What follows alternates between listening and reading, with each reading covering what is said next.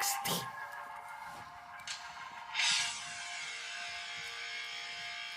Para sa inyo mga tol, siguro naman, alam nyo mensahe ng katang ko. Oh. Yeah.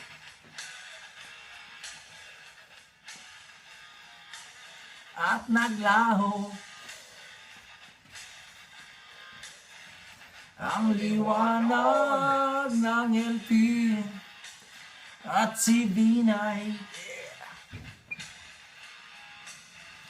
Ngunit merong Duterte na matapang at hindi kawatan mga durugista.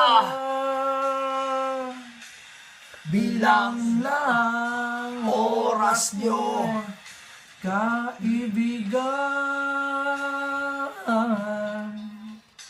Saan ka man ngayon, basta Duterte lang tayo.